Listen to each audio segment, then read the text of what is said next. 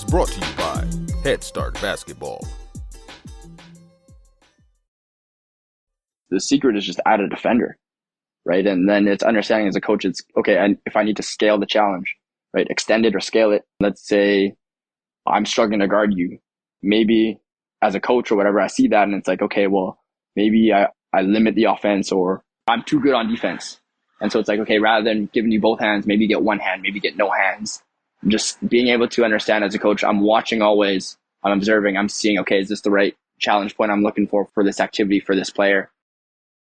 Jonathan Yu is from British Columbia, Canada, and coached this past year in Vietnam for the Saigon Heat, and also worked as a player development coach for the Performance Lab. Prior to moving to Vietnam, Yu held the same role for College Prep Italy under Alex Sarama from Transforming Basketball. Jonathan is passionate about teaching the game through a constraints-led approach and using differentiated learning to improve a player's shooting. Yu has also coached high school and AAU basketball in Canada. Hey, Hoopheads, our friends at Dr. Dish Basketball are bringing the Heat this June with $2,000 off the Dr. Dish All-Star Plus free shipping. Unlock next-level shooting analytics, unlimited access to Dr. Dish's training management system, goal-setting features, and industry-leading shipping services when you take advantage of this exclusive offer. Learn more at drdishbasketball.com and follow their incredible content at Dr. Dish B-Ball on Twitter, Instagram, Facebook, and YouTube. Mention the Hoopheads podcast and save an extra $300 on the Dr. Dish Rebel, All-Star, and CT models. Those are some great deals, Hoopheads. Get your Dr. Dish shooting machine today. Hi, this is Chris Sullivan, head men's basketball coach at Denison University, and you're listening to the Hoopheads podcast. Prepare like the pros with the all-new Fast Draw and Fast Scout. Fast Draw has been the #1 play diagramming software for coaches for years. You'll quickly see why Fast Model Sports has the most compelling and intuitive basketball software out there. For a limited time, Fast Model is offering Hoopheads listeners 15% off Fast Draw and Fast Scout. Just use the code HHP15 at checkout to grab your discount, and you'll be on your way to more efficient game prep and improved communication with your team. Fast Model also has new coaching content every week on its blog, plus play and drill diagrams on its Playbank. Check out the links in the show notes for more. Fast Model Sports is the best in basketball. Grab pen and paper to take some notes as you listen to this episode with Jonathan Yu, international basketball coach. Hello and welcome to the Hoopheads podcast. It's Mike Klinzing here with my co-host Jason Sokol tonight. And we are pleased to be joined by Jonathan Yu, international basketball coach. We were struggling with figuring out exactly what the best title was, and that's the one we settled on. Jonathan, welcome, man. Thank you guys for having me. Super excited to be here. And like we mentioned before, definitely surreal to have that title, but yeah, just super lucky and excited to chop it up with you guys. All right, let's start by going back to when you were a kid. Tell me how you got into the game of basketball when you were younger. What made you fall in love with it? I got into the game. My dad had a little concrete patch out back. I got an older brother, about 3.5, 4 years older than me. So we spent a lot of time out there. Actually, my earliest memory is playing PlayStation 1. I'm probably 4 years old, playing NBA Shootout 97. And it was crazy because at that time I remembered every roster, every player in the game. And I loved basketball. I loved it all. So from the day I can even think back to it was basketball. And so, yeah. Who's your favorite player growing up? Growing up back then, my brother and I, we used to play in the same. We used to be the Jazz. So I was Karl Malone and he was John Stockton. Now we're not those guys anymore. We try. But you've modernized. Yeah, definitely. But yeah, that was our team growing up. So growing up, did you compete against your brother? Were you two killing each other in the backyard, or what was going on there? Yeah, we were competitive for sure. I will say that it was usually me and my dad versus my brother, just because size advantage for him. Puberty hit, and puberty did not hit for me for a while after that. So definitely some good 2-on-1 battles between me and my dad versus my brother. And then as I got older, My brother took more of a mentor role and in terms of helping build me. So I appreciate everything he's done for me. As a player, how'd you go about working on your game and getting better when you were a kid? So that's the part where I've completely, like, going into coaching and stuff. It like everything I did growing up, I'm looking back, I'm like, wow, I would never have my players do that. And it's not even like my coaches, but it's like even stuff that I thought was getting me better. I grew up kind of in like the 2K era, so playing a lot of 2K, in the downtime. And I'm thinking back then, like, I don't know, I played my GM mode. So to get better, you send your guys in the off season to like these little camps to get them better. And I honestly thought it was the same thing for like as a player, where it's like, oh yeah, you're just putting in time, or you're doing all these things, and it's just linear, right? You're putting in time, you're getting 1,000 shots a day, and you're gonna come out a sharpshooter. So like we had access to a shooting machine growing up at my high school. Or like my school was a small school, elementary, like kindergarten to grade 12. We had a shooting machine, so I spent a lot of time on the gun, a lot of time, doing the stationary ball handling, the cone stuff, and I'll be the first to admit I am by no means a good player. I was a mediocre or decent player back in the day, but like I didn't play past high school. Tore my ACL in men's league pretty quick after that, so kind of had to pivot my love for the game and figure out another way to keep it going. So think about coaching. Did you think about coaching while you were playing? Never. You just think about playing. You just want to hoop, compete. I didn't get into coaching until I was 21. I think I just moved back home from I was living in Calgary, going to university out there. And my old high school and my coach that was a mentor to me, he's like, "Do you want to come coach?" And I was like, "Yeah, I mean, I guess so. Yeah, I'd love to." But I had no idea what I was doing or where it would take me. But no, when you're a player, you just want to hoop. That's how I felt too. But it's funny, Jonathan, like when we talk to people on the podcast, there's two distinct categories. The category one is what you just described, where I'm a player, I just want to play. That's how I was. I never once at any point in my playing career did I ever think that I wanted to get into coaching. Never even crossed my mind, because I was just so focused on I wanted to be the best player that I possibly could be. And so I looked at everything through a player's lens. And yet there's other people that we talked to on the podcast that even when they were playing, they might have been in second grade, third grade, fourth grade, and they're drawing plays up in their notebook at school, and they're trying to diagram stuff for their teammates, and they're thinking about the game from a coaching perspective. And they always knew that, hey, when I'm done playing, I know I wanted to get into coaching. And most people fit pretty neatly into one of those two categories of either I'm a player, all of a sudden my playing career ends, man, I got to do something to stay involved in the game. Hey, how about I think, coaching? Mike, I think more people fall into the category of, they've been thinking about coaching for, or at least they say they've been thinking about coaching since they were playing. I completely agree. With John, I never thought I would coach. I never thought I'd be coaching. I don't know. I mean, other than working camps and whatnot, I just loved playing the game, man. I just really loved playing. But I think once that's taken away from you, then your mindset sort of shifts. And it is interesting that I guess I would agree with you, Jay, probably if we think back across the course of the podcast, that probably there are more people that at least thought about coaching at some point during their playing career. Maybe somebody who was their coach saw something in them and said, hey, someday you're going to coach. Or maybe they're in college and somebody mentions to them, hey, what are you going to do when you're done playing? And have you ever thought about coaching? And even if they hadn't thought about it, maybe that gets them sort of on that mindset. But it's just so interesting to me that people fall into one of those two accounts. So when you get to coaching and you have your first experience as a coach, what do you remember about it? What did you like about it, Jonathan? What made you think like, hey, I'm not going to walk away from this. This is something that I think maybe I can have a passion for too, just like I did for playing. Well, the lucky part was we had kind of a generational year that year where we're a small school. We got about 30 boys per grade. So pretty small school. We won the AAA championship, so the second highest tier. So, competing with schools that, each grade they got 500, 600, 700 boys to pull from. So we were just neighborhood kids. It was my first year assisting. We ended up winning our provincial championship, or what you guys would call the state championship. And so I fell in love with it. A big thing I remember that year, we started 5 seniors up until about January. We kind of hit a rough spot. We lost a couple games that maybe we shouldn't have lost.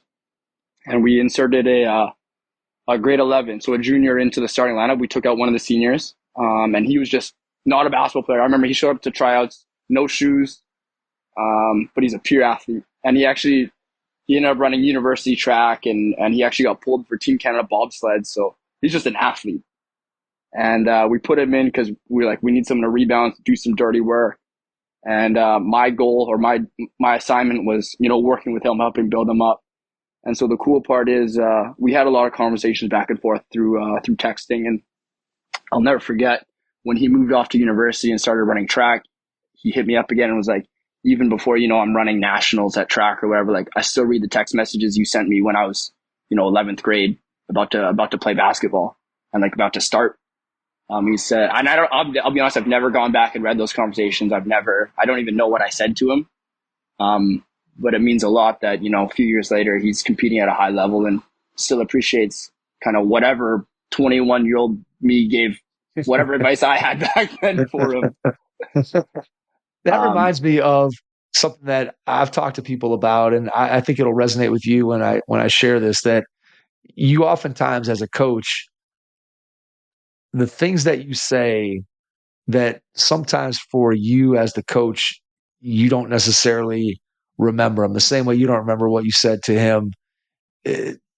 Players have a way of remembering things, and the things we say as coaches have a way of sticking. And there can be things that are positive, and unfortunately, sometimes it can be things that are negative. And that the lesson that I always take from that story that you just told is that as a coach, you've got to be really mindful of what you say, how you say it, and who you say it to, because you can have a huge impact. Here's some things that you said that you don't even recall what they were, and yet he's still citing those things 5-6 years after you said them. And I mean, that's the power, I think, of coaching that sometimes is overlooked, at those words. I know that I still have things. I'm 54 years old. I still have things that I'm carrying with me that my dad said to me when I was in 5th grade, that my high school coach said to me 35 years ago, that my college coach said to me 30 years ago.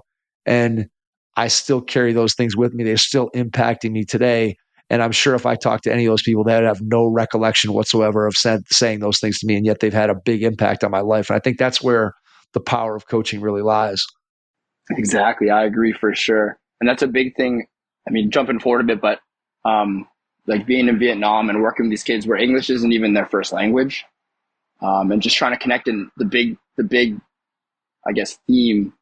I coach with a really, really good guy out there, Andy White, who approaches basketball and life in a completely new way I've never experienced. But he's all about building people up and just understanding, like you said, the power of words and the power of positivity and things like that. And so, like you say, the stuff that you say or the words that you have with these kids, when I was leaving Vietnam a couple of weeks ago, I didn't realize how much love would be shown, and all these kids and these people that I connected with, that I was only there maybe on the ground for six months or 6.5 months, but just the things that people are saying and players are saying, you help build confidence or give me confidence. And like you say, it's I have no idea what I did. I don't even remember. Right. But it goes a long way, and we're really in a fortunate position to be able to, impact people like that. Like you said, positive or negative, but as long as we're trying to keep it as positive in the moment that we can, or, trying to build them up, like the theme is that, good things will always come from that. And it's cool, man. It's such a cool opportunity and position to be in. That's all I can really say about it. Absolutely. No, it's so true. I mean, the opportunity, again, to impact people. I say it all the time, that you get to use something that you love, the game of basketball, to be able to have a positive impact on people. And there's not a lot of people that get an opportunity to do it that way. They get to use something they love to have an impact on people. And I just think from a basketball coaching standpoint, that is such a special thing to be able to do. So let's go back to the start of your coaching journey. and you go back to your high school and start working with your high school coach. What's that like, kind of the dynamic going from a player-coach relationship to a coach-coach relationship, even though I'm sure you're probably still calling him coach, but what's that relationship look like? What's that first experience as a coach? What is that like for you? So I'll bring it back a little bit. So going back with my history, and like you say, I call him coach. He started work with me when I was third grade, so about 8 years old. He was my homeroom teacher in fifth grade. He's an elementary school teacher, but he always coached varsity. So he was my fifth grade homeroom teacher. He coached my brother when I was in seventh and eighth grade. And then I played for him when I was 10, 11, and 12th grade. So he literally saw me from 8 until 18. And he helped guide me in basketball. Now going back and working with him was awesome. He was a great leader. He never was like authoritative and trying to yell and be one of those type of coaches. So we always had a good rapport. Everyone loved playing for him. Everyone still loves him. And I'm actually getting married next month, and I didn't take any of my friends from high school. I didn't invite them. I mean, we're still friends, but we try to keep it small. But I was like, I got to have coach there. Like, he's my one invite that I know that he is going to get a reserve spot at my wedding. So he's someone that I wouldn't be anywhere near who I am or love the game as much as I do if it wasn't for him. But going back and working with him, it was so much fun because he gave us autonomy. He gave us opportunity to grow. He gave us opportunity to lead. But he played junior national. He was a NAIA All-American at Simon Fraser out here, which is now the only NCAA school in Canada.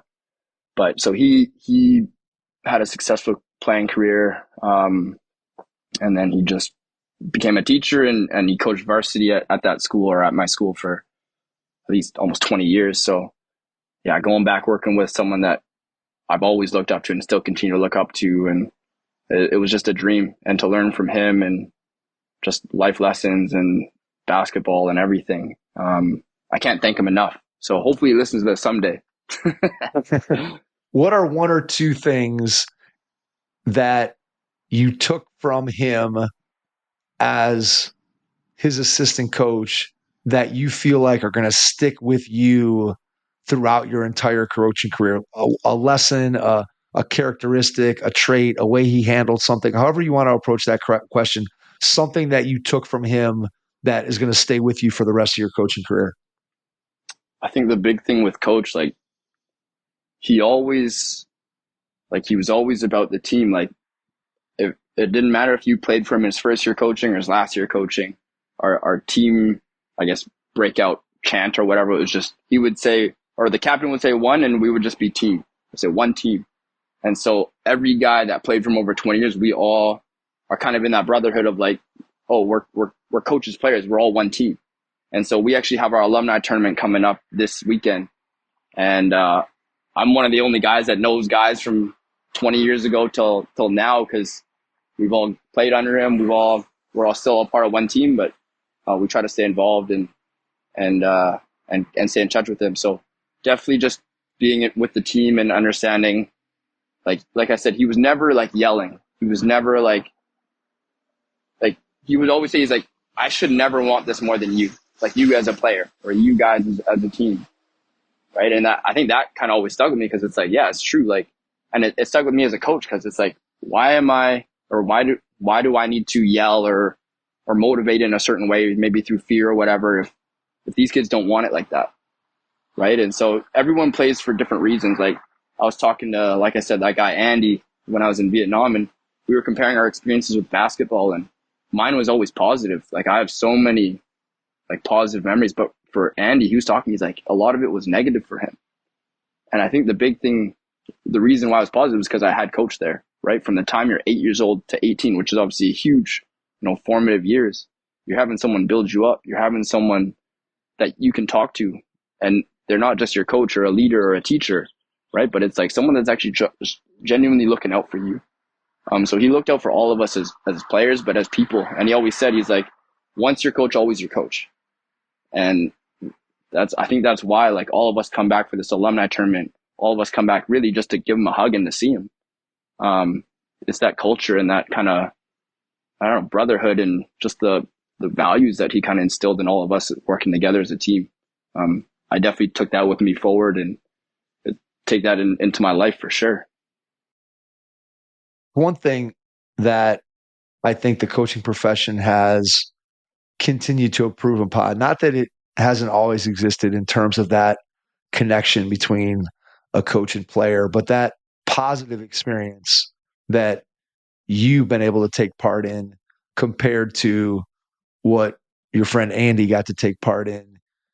I think if you go back in time, there were a lot more people that had that negative sort of experience, even if they had what from the outside might look like a positive experience and they had success at the high school level, or maybe they became a college player or whatever it might be. But there was so much more in terms of the style of coaching 20, 30 years ago, how different it was in terms of the my way or the highway or the Bob Knight school of coaching, or again, the number of guys that yelled or belittled or whatever it might be. It was just a much more common way of coaching then than it is now. And I think we're continuing to move coaching in a positive direction when it comes to that. And it is interesting to have a conversation like you did where, okay, we both had these basketball experiences and mine was positive and yours was negative. And obviously that can have an effect on how you approach coaching, right? Like your experience is probably, I want to give kids the same thing that I got, right? Like I want to give them that same positive experience with a coach and get them feeling good about the game, feeling good about themselves and being a part of something. And then conversely, your friend Andy's probably like, man, I want to give them the exact opposite of what I got in some of my experiences. I don't want any kids or players to experience those same things that I did. I want to give them something different. So I think it's just interesting when you start looking at how different coaches approach things. And to your point, your high school coach obviously approached it in such a way that you come back and be a part of his staff. You got tons and tons of guys coming back for the alumni event that you mentioned. That really, I think, speaks to the impact that your coach has had. And I'm sure that that's what you feel every single day. And you're going to feel that 30 years from now, I'm guessing as well. Mm-hmm. Mm-hmm. Yeah, you hit the nail on the head. The whole reason I really started enjoying coaching was, and I would actually say is like, I want to be like coach. Like I want to give those kids the same types of experience, like those same positive memories I have looking back.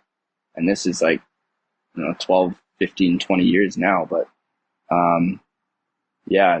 And like you said, with Andy too, it's like, for him, it's like he played junior college in the States and went prep school and all that. And like you said, he's like, I don't want kids to go through that same anxiety and that nervousness and that pressure and all of that negativity that I did. Right. And so you feel it too. Like it's like we talked about from the top, like we're lucky to be in a position that we can make that type of impact, whether positive or negative. Right. But as long as our intentions are positive and as long as we're trying to build them up as people and do the right thing, then, good things will come out of it. And basketball is it's just on the side of that whole thing, right? The side of that whole experience.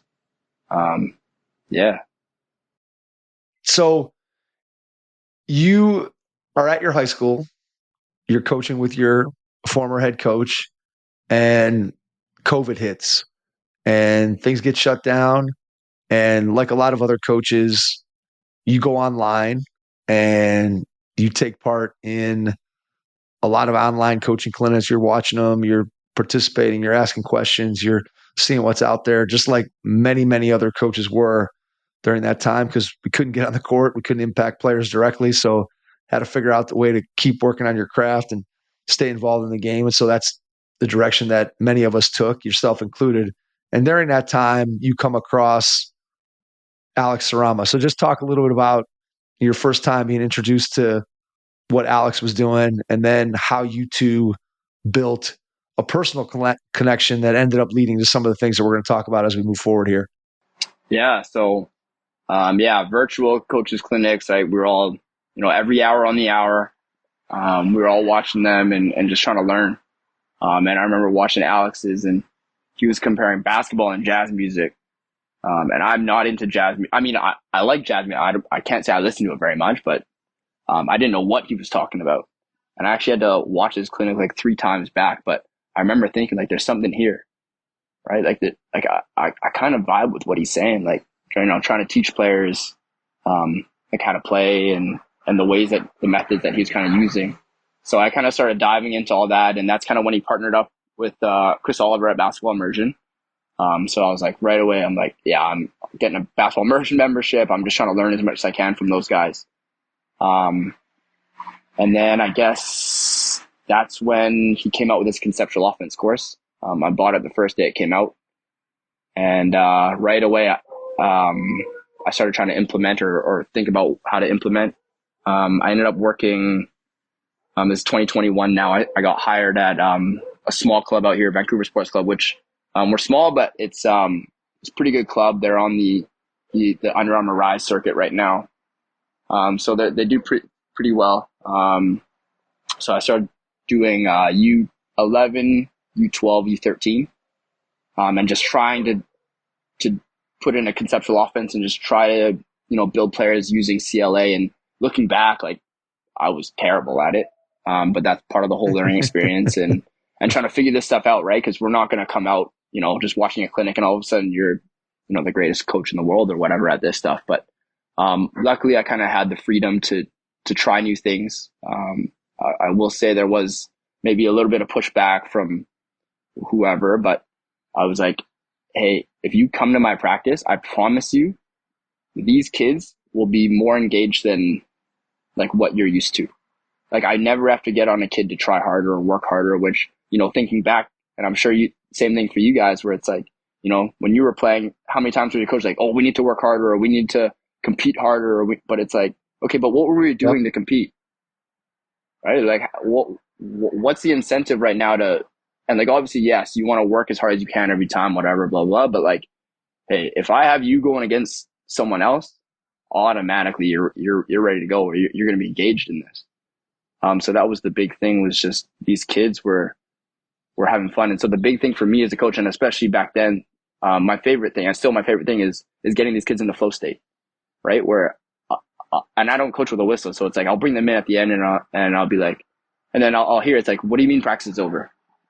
And I'm like, well, no, that's like our hour and a half. Like, that's all the time we've got. And they're like, but we want to keep going. Like, what do you mean? Like, that went so fast.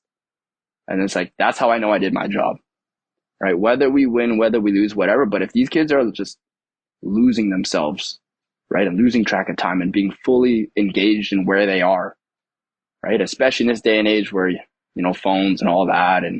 But it's like, no, these kids were here for an hour and a half. They were working.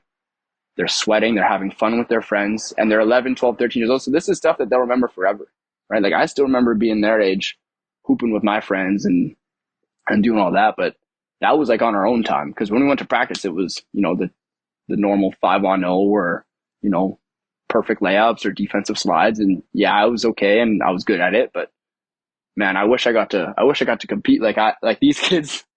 I wish I got to play that way too. But yeah, I mean, anytime we can get kids engaged in the flow state, I think we're on the right track.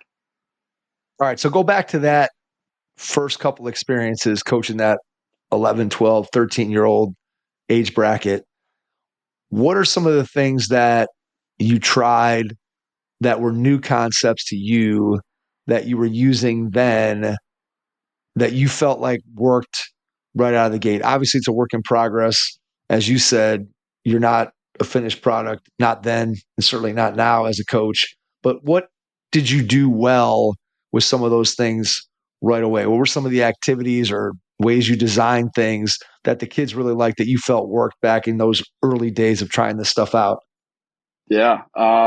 They always loved high fives. That's like, I got it from an Alex video before, but pretty much instead of like, let's say you're playing FIBA 3x3 rules, right, where you just clear the ball, rather than clear it outside the 3-point line, you're actually going to find a coach and pass it to them. They'll hold the ball out. Your check has to go and high five them, their other hand, before they're allowed to play defense. So as a coach, I can kind of give them an advantage or like a big advantage or a small advantage or no advantage. And the kids love that. So they were the big highlight, or the big thing for those kids was learning advantages. I had never even thought of the game through advantages. I was never taught like that. It was never, the word advantage was never even used growing up. Like, I'd never heard of it in terms of like, basketball and thinking that way. So as soon as he started talking about advantages, and I was like, okay, I want my kids to understand we're just trying to create an advantage. We're trying to leverage it, right? Create it. How can we create a closeout? How can we create dominoes, right? Things like that. So I remember like I had it was my U12s. They're playing in a tournament, and I have a coach, and it happened a couple times, which I think is crazy. But like these coaches are coming up to me and they're like, "Oh, I have like my U16 team over there." I tell them to watch your team play because you guys you move the ball. You guys are playing the right way. You guys share it. You guys look like you're having so much fun. And it's like I wasn't running sets. I wasn't doing the normal stuff that I grew up doing, but it was just me experimenting, and these kids were loving it, and they were playing in a way that it was so fun. Like just having them run, having them share the ball. I look back at those days, and like I said, it's like, yeah, I wouldn't do probably 85% of the things I was doing with them back then. But the product that we saw on the court was like, those kids loved playing with each other. They loved hanging out with each other, and they all went to different schools. So they didn't know each other before this team. But I hope that the environment that was created at practice kind of helped them develop those friendships, develop those relationships, and those personal memories and life skills and whatever you can get from, that time. But I hope that a bit of that came from just trying new things and letting them play and letting them just take control of their own learning. I think that's a big thing, especially at that age, just self-exploration, exploring as many different things as you can at that age. Because, I would love to be as creative as I was back then, same imagination and all that. But, things kind of get a little dull as you get older. So to see the light bulb go off for these kids and try new things and just seeing the smiles and the laughter, like I'll always cherish that. And I'll always have a lot of love for those guys for sure. Yeah, it's interesting to hear you talk about those experiences. And as you're describing your practices and how you guys play the game and what it looks like in a game in terms of sharing a ball and playing together and looking like you're having fun, what went through my head as you were talking, Jonathan, is that you so often hear coaches talk about getting their team or getting individual players to buy in, right? And oftentimes that's framed in a standpoint of, I got to get guys to buy in, or I got guys to buy in, or we got guys to buy into what we were trying to do. And when I heard you talking, what came to my mind was that it wasn't Jonathan per se. It wasn't your personality as a coach that got them to buy in. You weren't like the Pied Piper of leaders. It was more a case of the environment that you created made it almost impossible for the players on your team not to, quote, buy in, because as you said, they're having fun, they're learning, they're competitive, all those things that make the game of basketball fun. You were generating through not the force of your personality or your, quote, in practice coaching. It was more the environment that you designed. Is that kind of a good summary of what you were saying? That sums it up better than I could have done it. That's exactly it. It was just creating such a fun and positive and uplifting environment that it was so fun. And it's like, I love working with that age group because, they have so many hopes and dreams but they're just hooping with their friends. Right. And yeah, it was so fun, man. So like you said, design the environment, let it see what happens and just see them grow as, little adults just running around having fun. And now they're all in my high school now, which is crazy. Trust me, man, that happens real fast. So I'm 54 and it's amazing when you see people that have either come to my basketball camp at some point. So Jason came to my basketball camp when I was an adult and he was a kid, and now he and I work together on the podcast. He works with me at camp. So that's strange. And then as a teacher, I'll run into kids and people that, hey, Mr. Quincy, I had you back in 5th grade 20 years ago or 25 years ago, and you're trying to put the faces together and you remember them as these, whatever, 11 and 12-year-olds, and then you're seeing them in front of you as a 30, 35-year-old adult. I don't know if it makes me feel old. It makes you feel, in some ways, I guess, appreciated that people remember you and recognize you and want to come and talk to you. But in another frame, it does make you feel a little bit old. But again, it goes back to that impact part of it. And so by designing the environment, you're able to create that kind of impact that you want to have. And so I'm thinking about you discovering the stuff that Alex was talking about, you starting to follow what he and Chris are doing at the time at Basketball Immersion. How are you diving into that more? And then how do you actually get an opportunity to connect directly with Alex? Yeah. So yeah, I spent about a year coaching that club, doing that stuff and working with kids, which was awesome. At that time, I guess that spring or whatever, I think it might've been May. So May, 2022, I think Alex put out a tweet saying he's looking for assistants at college prep in Italy. I'm like, man, that'd be cool. So I'm working on my teaching degree, just about to finish it, about to start my, real life career, be an adult. And I decided to throw my name into the hat. Unfortunately, things didn't go the way I wanted it to, so I didn't get a position off the bat, which is fine. So I started teaching, but just still continue to learn, so continue to just try to get better and still coaching and stuff. And then that September, so September 2022, I start my teaching job. I get my first teaching contract in October. And then 2 weeks after I signed the contract, Alex sends me a text. He's like, hey, I got a spot for someone for 3 months starting in January in Italy. You're probably busy, but I just thought I would, offer it to you and see what you think. And right away, I'm talking to my fiance or my girlfriend at the time. I'm like, how do I say no to this? And so ended up having to quit the school district. I worked up to Christmas break, quit the school district, resigned from my position. Told my students, I was like, hey, I'm moving to Italy to coach basketball for a bit. So maybe I'll see you, maybe I won't. We'll see. No, but they're good kids and they understood and they supported me kind of trying to chase my dream a little bit. So January 2023, I get a chance to move to Italy for 3 months, go to prep. The whole reason that I connected with Alex, I started doing a bit of video work for him, which was awesome because it's free learning for me. So cutting some film and cutting some of his practice videos and getting some of that ready. But I'm watching everything. I'm watching how he's doing everything. And yeah, so that led to me going to Italy. And just, it was so cool to be in that type of environment where nothing is too crazy or no, it's just everyone is be as creative as you can be.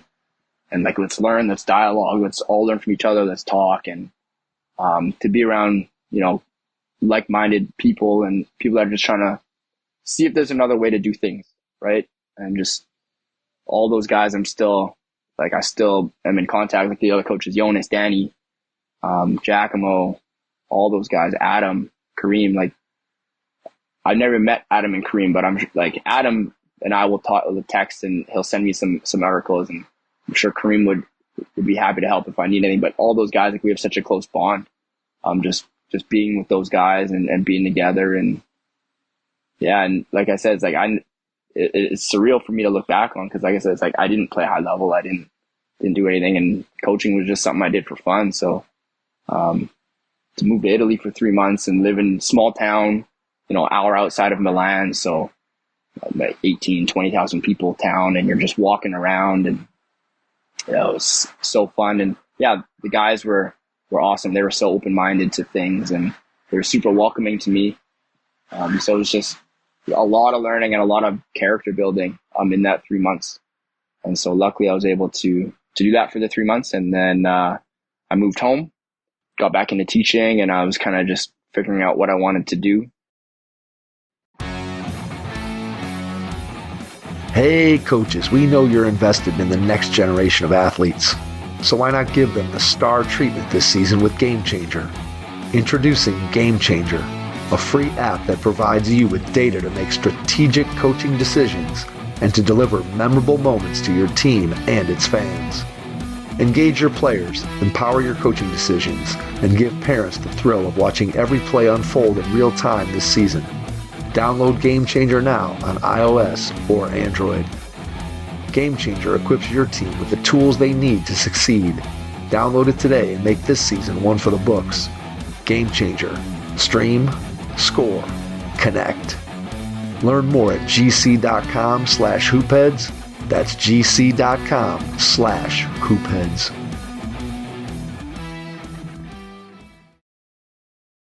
Let me ask you one question about Italy, and then we'll jump to Vietnam. So when you go over there, what level of player are you working with, and what's the language barrier in terms of being able to work with players? And I'm sure there was coaches from all over the world. So just how did you handle the language piece of it, and what level of player were you working with? Yeah, so I think there was 13 different countries represented by the 20 players. So luckily the coaching was all in English. We were affiliated with college basket, which is like the Italian side. We were a prep team that had no Italians because we weren't allowed to play in the Italian league. So we had to play in the EYBL. So just flying around to the different stages and stuff. So all those guys, it was like, they were 16 to I think about 19. Their goal was to try to get scholarships to go to the States, or if not, pursue pro careers over in Europe or overseas somewhere. I think it ended up being 8 or 9 of the guys got scholarships to go to the States, which was kind of cool.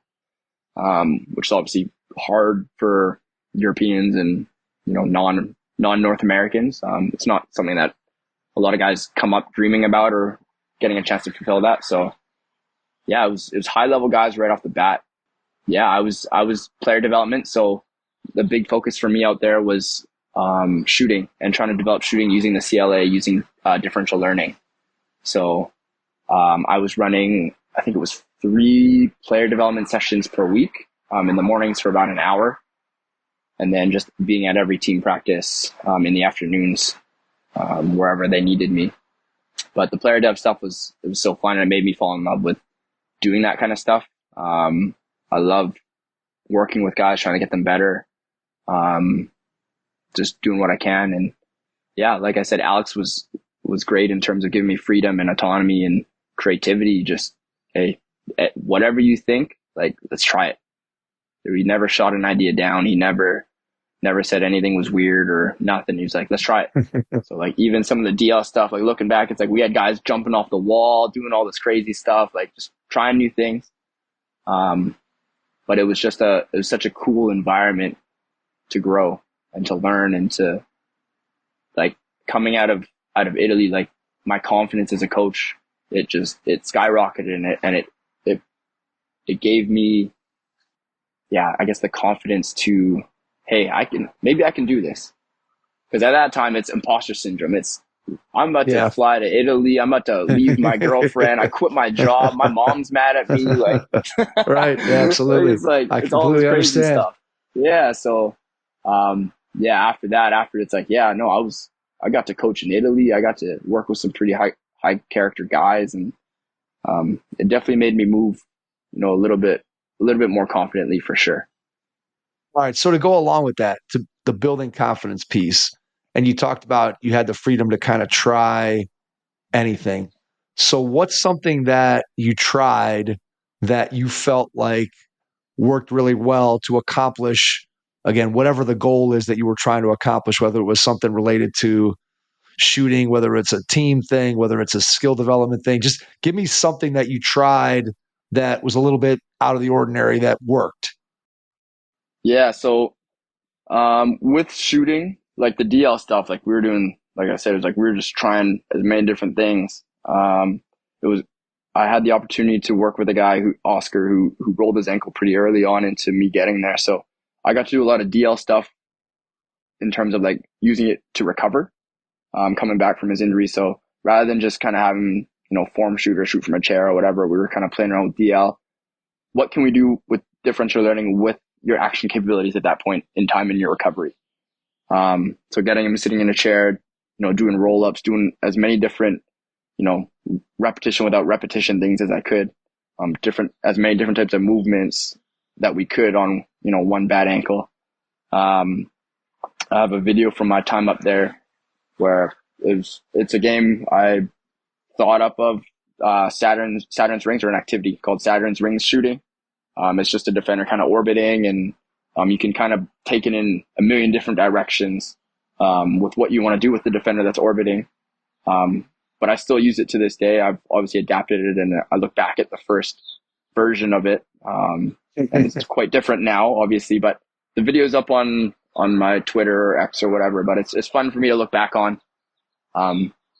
Just trying to figure out how can I build, rep without rep, a contest or a decision or whatever, as creatively, but as representatively as well as I could.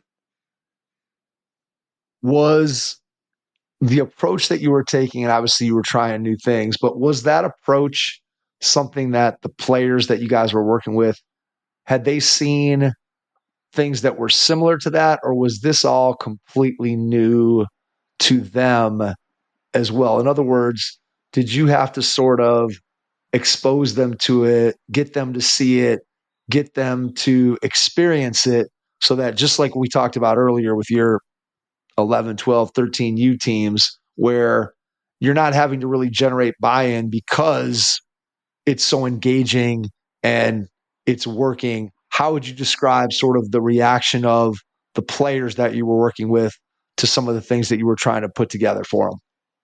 Yeah, I mean, I got there in January, so they started out, I think, in September. So luckily, Alex and Jonas and Danny and Jack and Kareem and Adam kind of had them settled into the ideas. It was definitely new for all of them. I think all of them came from traditional backgrounds, or traditional, kind of basketball coaching upbringing. I remember for some of the DL, I remember I had a pair of those little dollar store, black gloves that you buy in the winter when you're cold. And so I remember I had a pair of those because it was cold at the time in Italy. And I'm like, well, with DL, let's try shooting with these gloves on. And so they were too small for the players. I guess they got bigger hands than me, I guess. And they ended up ripping a hole in my gloves. But it was cool because they all wanted to try it. They're like, I wonder what it's like to shoot with, maybe only being able to feel one fingertip on the ball or whatever, right? So, luckily there was buy-in. They understood kind of what we were trying to do. But if not, they were pretty open to dialogue, and they were awesome. They were just awesome guys to work with, and I look back at that fondly for sure. So when you come back from Italy, what's your mindset at that point in terms of career-wise? You're still thinking at that point, hey, this was a neat kind of one-off experience. Yeah. I'm going to go back and resume my teaching career and sort of settle into getting a more sort of mainstream, for lack of a better way of saying it, coaching job. Is that kind of what your mindset was at that point? Yeah, for sure. I moved home. I went right into the AAU season. So I was assisting for the same club, our U16 team, which was a pretty interesting situation. We had 10 players. 5 of them were on Vancouver Island, which is about 2.5, 3 hours away. And then 5 of them were on the mainland with me. And so the head coach was also on the island. So he had his 5 guys and him. And then I was on the mainland with our 5 guys. We'd come together on weekends or a random week in the summer for practices. And then it was like, all right, we'll see you at the games or whatever. So I was trying to, and luckily the head coach was awesome. And Chris Franklin out of Oak Bay, and he gave me some freedom to help kind of run the offense and put a bit of conceptual offense stuff in. And he was super open to it, and the players were open to it. And it was a lot of fun because you're just playing basketball. And when we'd come together, it was teaching them pretty simple. We were trying to keep it obviously quite simple. Couple triggers, couple actions, things like that. But it was a good group of kids. They all worked hard, and we were fortunate enough to go down to Vegas, and they won the Las Vegas Live Platinum Division. So I guess that's the highest division for their age group, beating all American teams. I remember they beat, I think it was the Oakland Soldiers maybe, or something like that. But it was cool to be a part of that. I didn't get to go to Vegas at the time, but obviously keeping track with those guys and seeing kind of what they were doing down there was pretty exciting for us and as a small club, but also I would say just Canadian basketball to go down there. I remember going to Vegas as a kid, entering those same tournaments and getting our butts kicked by you guys. So, the fact that we got a little bit of revenge, it tasted sweet for sure. There you go. Oh, I'm sure. Absolutely. All right. So as that experience is going on, how does the Vietnam opportunity get in front of you? Yeah, so that was purely on Instagram. Matt Van Pelt was the head coach of the Saigon Heat, and I guess he runs a side business trying to help coaches find jobs. So a couple of the assistants from college prep, he helped place them. Danny went to Luxembourg, and Jonas went to Germany. And he put a Instagram post that they're looking for a player development coach in Southeast Asia. I didn't even know it was Vietnam.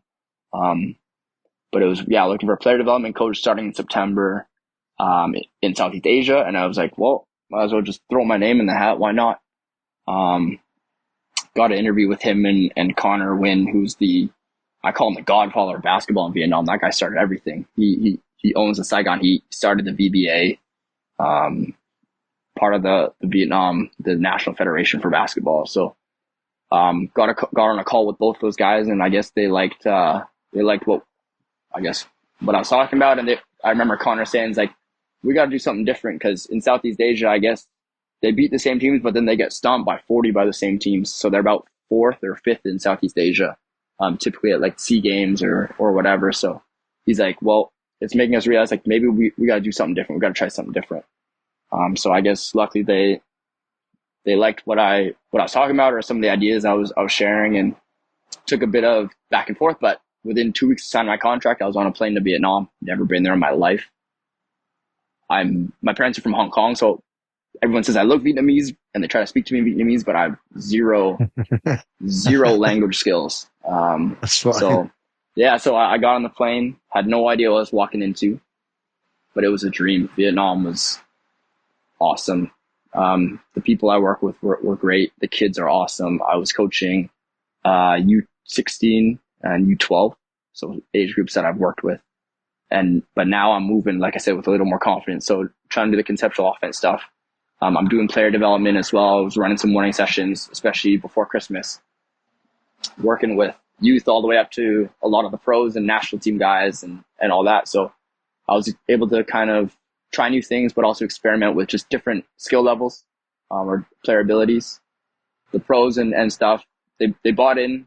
They were having fun in the activities, and a lot of them really like DL shooting, which is kind of funny. So I guess apparently they call me the DL king in Vietnam or whatever, something like that. But it's kind of funny that out of everything that those guys enjoyed that the most. But no, it was just cool to be somewhere new and try a new culture and just see where basketball can take me. Yeah, like I said, it's surreal. It's surreal to say that, I've lived in Italy. We traveled to Hungary to play in the UIBL when I was there, and now Vietnam. And hey, if basketball can kind of be my life or take me around the world a little bit, then it's a dream that I want to kind of chase for a little bit longer. So so I just got back from Vietnam about three or 4 weeks ago. I'm actually getting married in July, so less than a month. So I moved home to substitute teach the last month of high school out here, and get married, and then kind of reevaluate and see what opportunities or options I have kind of moving forward. Or who knows, maybe I teach and grow up and be an adult, or maybe I keep trying to chase the dream, and who knows, maybe move back to Vietnam or something. So yeah, that's kind of been my journey. Your fiance stuck with you even when you took off to Italy, huh? Yeah, well, we got engaged. I mean, right as I found out I was moving to Italy, I bought a ring, or I started doing research on the ring. I got engaged. She came in to visit me for about 8 days. So I learned how to ask her to marry me in Italian, which she had no idea what I was saying. So that didn't really go as planned. But she stuck with me, and she lived with me out in Vietnam for 7 weeks. And so it was cool. And when she was coming out to visit me, we were on vacation in Thailand. This is back in February this year, start of February. And I got a call when I was in Thailand. And 6 days later, another club from Vietnam, one that is close to us, and I guess they're not rivals but competitors. They're going to the Asian Youth Basketball Super Cup in Hongcheon, South Korea. But they needed a replacement coach. I guess their coach couldn't get a visa, so they're like, we need a coach from Canada, America, or Australia. And then they're like, well, we thought of you. Would you want to come to Korea instead? I was like, well, it's up to my fiance. And so luckily she gave the green light. We were able to kind of make a little detour from Thailand, go to Korea for the weekend. I coached, I think it was like 13 or 14 games in 48 hours across like 3 age groups. Wow. I had just met the kids. I barely even knew their names. I had 30-minute practice with them before, and all of a sudden we're in this tournament. So it was a lot of fun. obviously super tiring and super draining, but what an experience. And like I said, it's now basketball's taking me to Korea. Like, it's crazy. It's crazy.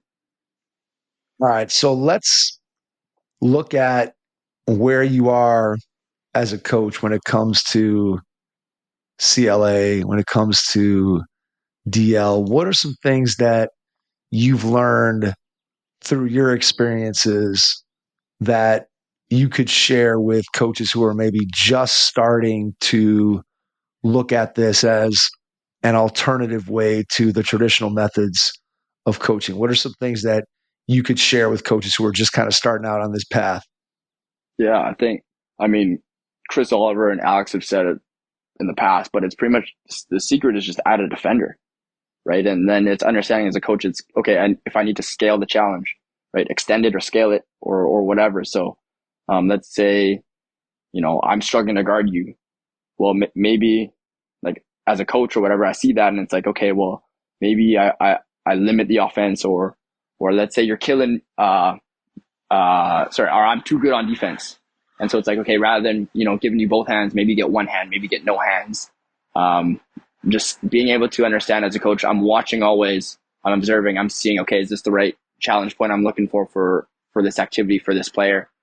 I was running my Saturday mornings, 8 a.m. I had 2 beginners, except one was, they're 12 years old. So one is like 5'8" maybe. So fairly big kid. And one is, 4'5", right? And so I had these guys, they're training partners, and it's understanding how to scale the challenge. So for the big kid, it was like, okay, you get no hands in any finishing drill. You're not allowed to block. You can use your head to block. Like I would say it as a joke, and he would kind of try it. He never got a block in his head, but it's just understanding, okay, where is the optimal challenge? How can I scale this? How can I, play around with, yes, I've added a defender, but how can I make it appropriate?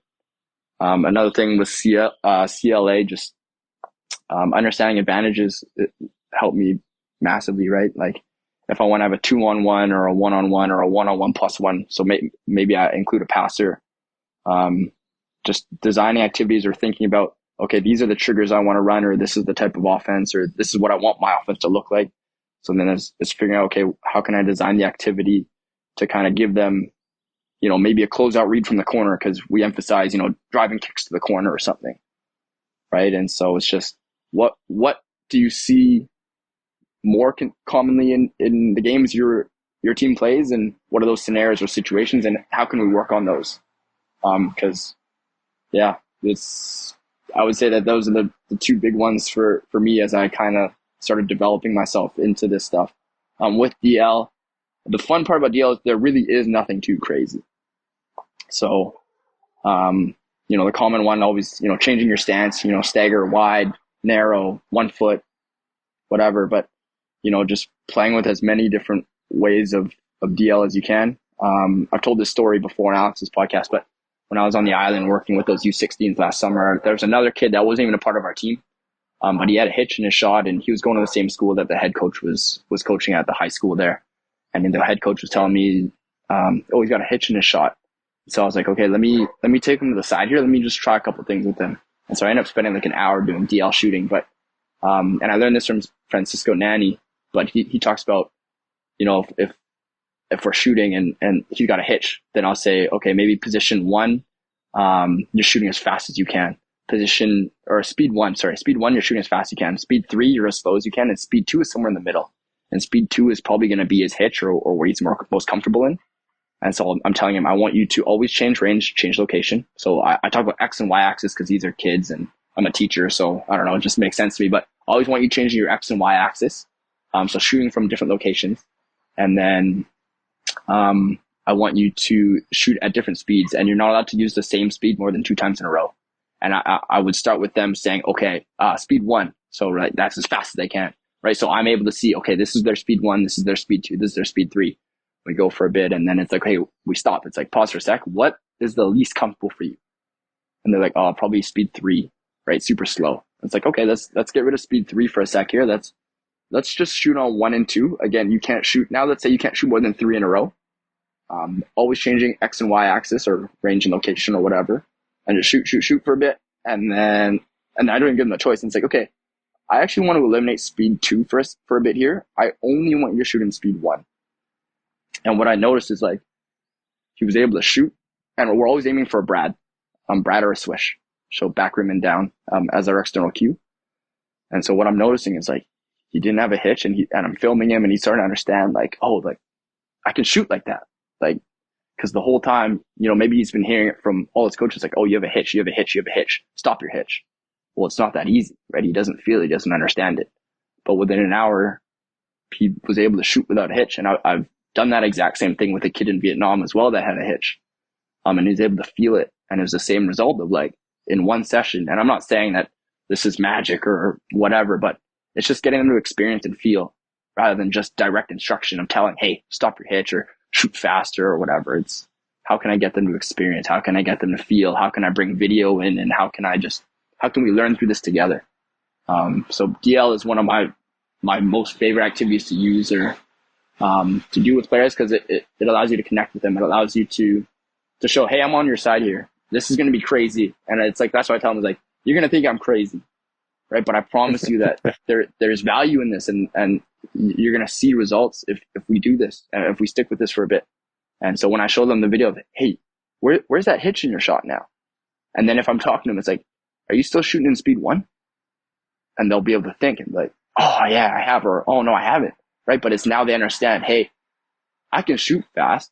I can shoot without a hitch. I understand the feeling of that speed 1. And so, that definitely opened my eyes to the power of DL and being able to use that to kind of help our shooters out a little bit. I mean, I think it translates sort of across skills. When Alex was on a couple of weeks ago, he and I talked a little bit about just the way that you acquire a skill and how you go about making that happen. And he explained, which made complete sense to me at the time and continues to make sense to me, that when you're learning a new skill and you're trying to actually make that skill transferable to a game, that you don't talk to someone about put your foot here, put your next step here, put your hand here, put the ball over there, because there's no way that can be transferable, because nobody has enough time in the dynamic environment of a game to be able to do those things and to consciously think about each one of those subsets of what you have to do to actually execute the skill. And the term that you used was you have to develop that feel for your shot. And so it's not about, hey, let's eliminate the hitch. It's about how do we get you to feel what a good shot feels like. And what feels like a good shot for you, Jonathan, might feel awkward to me. And what feels like a good shot for me might feel awkward to you, because there's slight variations with our body mechanics, with our, again, just who we are as people, how we're built. And as a result of that, it's very, very difficult, I think, to sort of use that old school traditional method of, hey, you've got to do it this way. And if you don't, it's wrong. This approach, this DL of differentiated learning and being allowed to experiment and try different things, I can totally see where it accelerates the learning, and it accelerates, more importantly, the transfer into a dynamic environment, because you're getting the player to develop a feel as opposed to giving them a prescription of do this, do this, do this, do this, do this, do this, and then that will happen. Instead, it's like, let's put them in these different types of environments. Let's give them these different ways of going about things and get their mind off of maybe whatever it is that we're trying to fix in the case of that you described, the hitch. And instead, we're just trying to develop that feel. And to me, it's super interesting. And I'll be continuing to watch, and I'm sure you have some experience with this, of seeing the results of, hey, I'm working with the player and this is what I'm doing with them. And then actually seeing them succeed in a game situation, which is obviously the ultimate goal. Like, right. It doesn't, if you're a great practice shooter, okay, great. I mean, that's fantastic. But most of us are trying to get to a point where we can actually make shots in a game. And I think that's where DL really, I think, can excel. And I'll be interested to see as more and more of this comes into the coaching community and more players get exposed to it, how it impacts players' ability to shoot the ball. Exactly. Yeah. A couple things on that. So the one thing I love about CLA and DL and all that, like you said, it's individualized and not instruction, but you're seeing them as an individual, right? And the approach, that we all had growing up, whatever, like the one size fit all, like you said, everyone's different based on biomechanics, anatomy, flexibility, whatever, right? But we're using CLA. It's now I'm thinking as a coach, it's like I'm looking at him as an individual. I'm looking at him as, okay, what are your strengths? What are you good at already?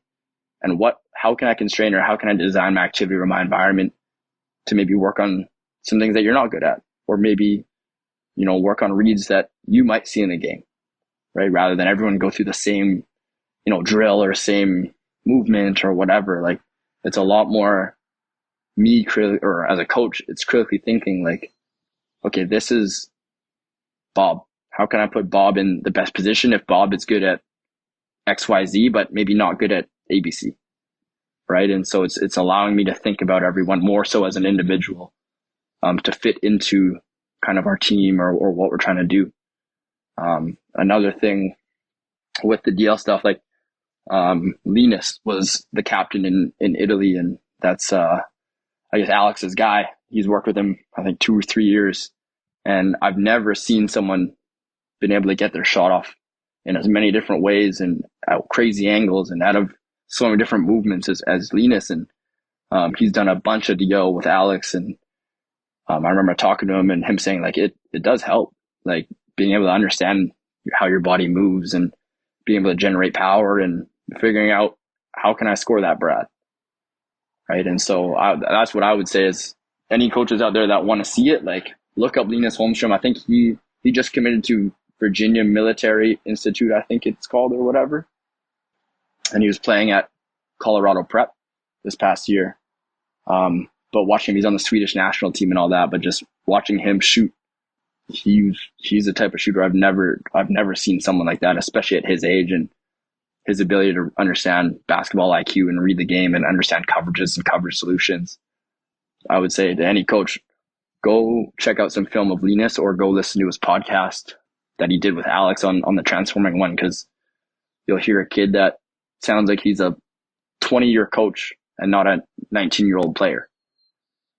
Right. So, yeah, it's pretty cool. It's pretty cool. And like you said, I'm definitely excited to see kind of where players go or where basketball kind of moves to if more people kind of try to do this stuff and just see the results and just hear stories of the enjoyment and, how fun it is. Cause like we talked about from the start, like basketball for me is always positive. So anytime I'm in a gym with someone, or it could be a kid, it could be a pro, or it could be anyone, but I just want it to be fun.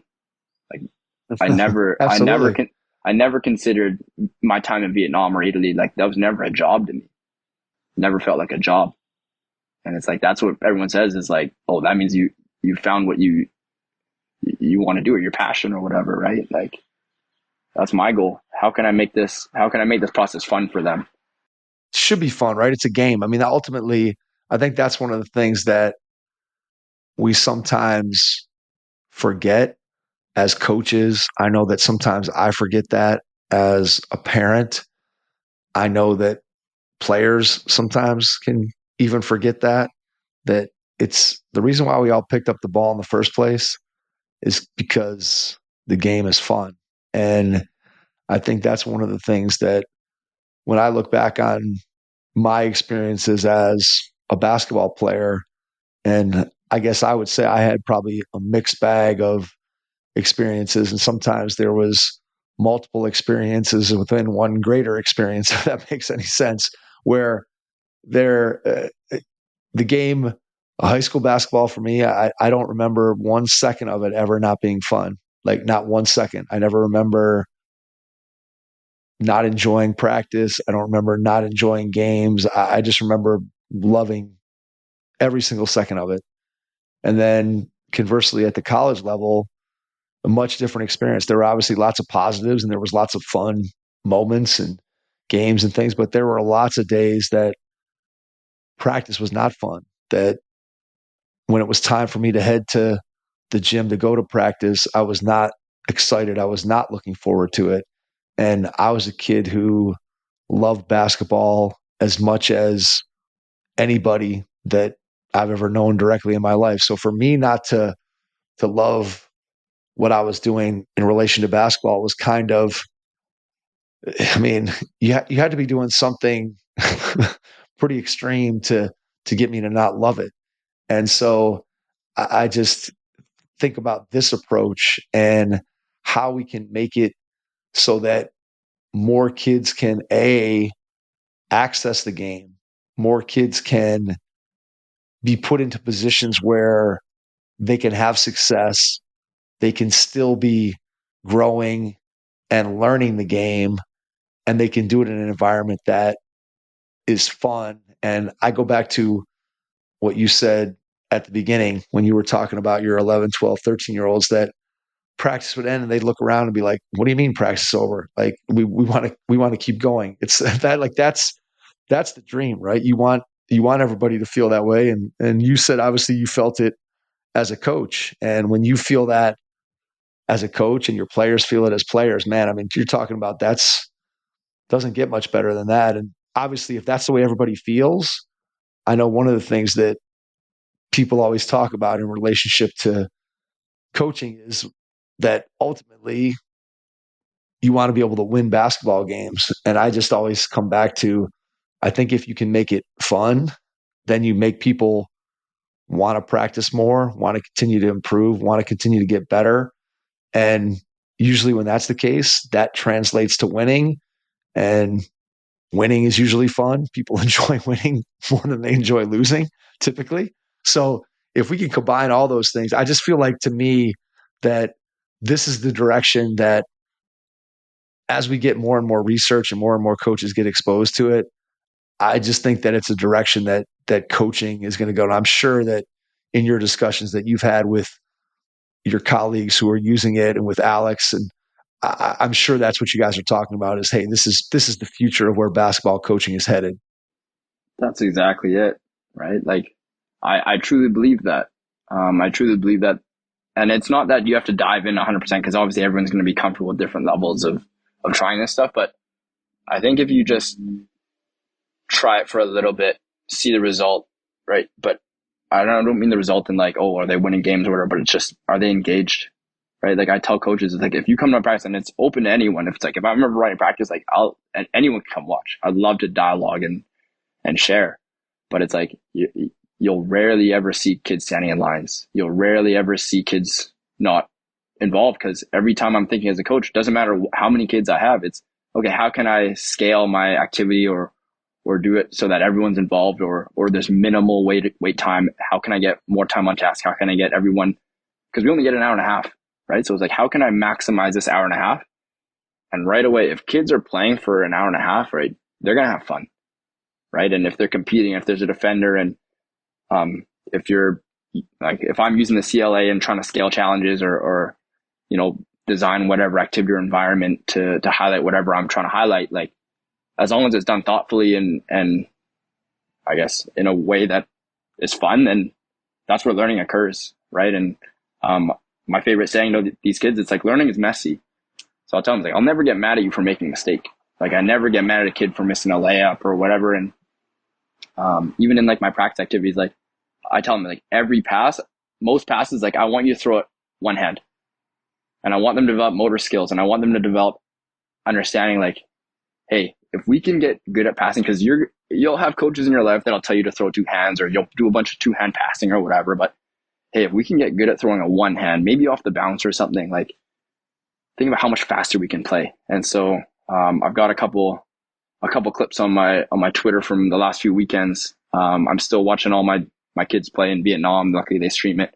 So I've highlighted a couple of the passes and things that I'm seeing. And it's not something like, especially for passing, it's like, it's not something I have to build into my practice plan or my I don't even really do it. To be honest, I don't even really do a crazy practice plan or anything. But anyways, like in most of my shooting activities, it's okay, I want you to pass to the shooter, but I want you to pass in as many different ways as you can, off the bounce, one hand, right? So it could be behind the back, could be a hook, could be no look, could be whatever, right? But it's getting these kids to just try as many different things. And then just talk to them, and they're like, oh, it's only been 3 weeks and I feel like so much more comfortable passing with my left hand. And it's like, okay, but how many minutes did we spend on passing? They're like, well, none, like specifically. It's like, yeah, so how can we be efficient in trying to develop ourselves as basketball players? How can I challenge myself or push myself to try as many different, movements or passes or whatever, right? You don't need to make it a full theme or activity or whatever. It's no, how can I just build this into something that we're going to do anyways? I tell my kids, it's like, I want you to do something like, show me something cool. Like if you're out there and you're playing and you see a pass opportunity, like if you want to try something cool, try it. Try it. And it's like, it's interesting for these kids because, especially in Vietnam where, I would say coaches and teachers and just, they're held more in kind of an authority kind of way, right? So kids sometimes are getting nervous, making a mistake, turning it over, but it's like, no, like get creative, do something cool. Like see what you can do, push the limits of what you think you can do. Right. And so it's just allowing them the freedom to explore. And yeah, learning is messy. So we're going to make mistakes. We're going to mess up, whatever. Right. But the only way to learn is to make those mistakes. And I promise you, I'll never get mad at you for trying. But I will get frustrated if you're stuck in a box and you're scared to try.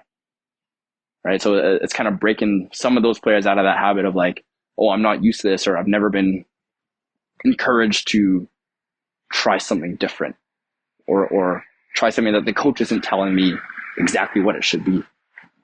But I think it's quite powerful. And you see the switch kind of flip pretty quickly with those kids. In terms of just, wow, like I can do more than I thought, right? Or I can do some pretty cool stuff with the basketball. It's like, yeah, you all can. Yeah, if you can unlock that in a kid, I mean, you're talking about unlocking joy for the game. And that's exactly it. To me, man, if you can do that as a coach, then you've really done something. And I think that CLA, DL are both things that can start to unlock that joy by, again, teaching the player how to play using feel and getting them to be able to experience it rather than have the coach just dictating down to them, hey, this is what you have to do. This is how you have to do it. This is the right way. It's a step by step approach. And clearly we can all see why that is not as fun and why doing it through DL or CLA allows kids to be able to experience the game in a different way, in an environment that is challenging and yet at the same time not overwhelming where they get lost. And it's that old, like, getting to the edge of your comfort zone, right? You don't want to be too far away from it because things are too easy. You don't want to go way beyond it and try to work on things that the player isn't capable of. So how do you give them things that they can work on, that can challenge them, that can push them, that can take them out of their comfort zone, but not too far out of it where it's beyond their capability? And I think that's where CLA and DL really have an opportunity to be an exciting development or exciting developments for coaching the game of basketball. And so, Jonathan, before we wrap up, I want to just talk to you a little bit about where you think you're headed next. So let's frame it in the form of a two-part question. When you look ahead over the next year or two, what do you think is going to be your biggest challenge? And where do you think you're going to be if you had to guess a year or two from now? So your biggest challenge. And then the second part of the question is, when you think about what you get to do, and it's anybody who's listening to this can feel the joy coming through the mic from your voice about what you get to do, but what brings you the most joy about what you get to do? So your biggest challenge and then your biggest joy. All right. Biggest challenge now. It's going to come from the personal side. So like I mentioned, I'm getting married to my beautiful wife, Michelle. We've been apart, obviously, with me moving kind of around and being international and stuff. We've been apart on and off for the last year and a half. So trying to balance obviously a marriage and all that, but I'm trying to chase the dream too, right? So I think just trying to figure out and prioritize and figure out my next steps, that's going to be a big challenge. There's so much I still want to get better at. Like, I'll be honest, I'll be the first to admit, I'm not a great X's and O coach. Like, that's something I want to get better at for sure. Building myself up as a coach there, like, and obviously continuing to learn, continue to grow as much as I can. Like you've said, like, I'm nowhere, or like we're all nowhere near where we want to be, right? As coaches, as people, as whatever. But just understanding it, how can we build every day a little bit, or how can we get better? My challenge is, I guess, figuring out what I can do, or how I can kind of balance everything. Because I know I do, like, obviously I'm prioritizing my wife and our future, and she means the world to me. But basketball has been there since day one. So if I could keep doing this international, then that's kind of the goal. So that's moving into your next question. In 1 or 2 years, ideally, I want to keep doing basketball. Not sure where. I love being able to kind of move around a little bit and kind of experience things that I never would have imagined in my life. So if I were to say ideally, it'd be 1 or 2 years living somewhere international, doing this stuff. I love the coach education side. I love working with coaches and trying to help kind of expand their horizons and their minds a bit with this stuff. I love working with players. I love working with youth. So ideally, 1 to 2 years, who knows, somewhere international, somewhere. I love working with youth. So somewhere with youth and somewhere with my beautiful wife. That's the goal. But if not, then I'm teaching in Vancouver or somewhere around here and living the dream as well that way too. So I don't think I can lose. Absolutely. All right. Biggest joy. Biggest joy. I think it's just the people, man. Like, everywhere I've gone, like small town Italy, and it's kind of funny, but when I was in Italy working there, my internet was bad. My Wi-Fi was bad. So there was a bar that I went to almost every night. They had Wi-Fi and they have aperitivo. So that's like, if you order a drink, you get free food. So I was spending a lot of time just doing video stuff with a glass of wine and a charcuterie board. And just meeting all the locals in the town and just people that we don't speak the same language in Italy, in Vietnam. I don't speak the same language as these people, but just so much just genuine love with these people. I have so many, I guess, friends or family now in different parts of the world, that you're in a foreign country and you meet these locals, and like I said, you may not speak the same language. You're talking through Google Translate the whole time. But just being able to connect with so many different people from all ages, all walks of life, all backgrounds, all because of basketball, like, surreal, man. What a dream. That is awesome. Well said. It's like we talked about off the top, to be able to kind of walk into the experiences that you've had without really any intent of doing so, and to be able to have the kind of cool experiences in other places throughout the world is just amazing. And it's something that no matter which track your career takes, whether you continue to travel internationally and coach all over the world, or whether you end up getting a teaching job near home and coaching at the high school level for the rest of your career, either way, man, the experiences that you've had to this point and what you've learned and what it's done to your mindset is only going to serve you extremely well. And I think that the things that you shared tonight, for any coach that's sort of starting to dabble in CLA or DL, or is more interested in it or wants to learn more about it, I think you gave them enough of a taste to be able to kind of intrigue people who are listening, who maybe haven't gotten as involved in it, haven't tried it, to step out of their comfort zone and to be able to get into it and do that. So for that, Jonathan, I say thanks to you. Really appreciate it. And to everyone out there, thanks for listening. Oh, I want, before we do that, please share how people can get in touch with you. Share your Twitter. You mentioned it a couple times, that some of the videos you referenced. So please share how people can get in touch with you. email, social media, whatever you feel comfortable with, and then I'll wrap things up. Yeah. Twitter, hit me up, J_U, so YU, so J_YU08. Anything I can do to help, I'm there for. I know coaches like Alex and just other people I've connected with through online stuff, and even yourself, Mike. You guys have all helped me, and so just anything I can do to help anyone that's looking to dive into this stuff or anything like that, reach out. That's probably the best way to get at me would be on Twitter, and then we can connect from there and get on a call or whatever. I'm always down to talk hoops. I'm always down to talk CLA and DL and all of this stuff. And anything I can do to help anyone, or if I'm ever running a practice or whatever, and someone wants to come out, I'd love to have anyone there and connect with them. So yeah, that's the best way to do it. Awesome. Jonathan, can't thank you enough for taking the time out of your schedule tonight to join us. Truly appreciate it. And to everyone out there, thanks for listening, and we will catch you on our next episode. Thanks. Your first impression is everything when applying for a new coaching job.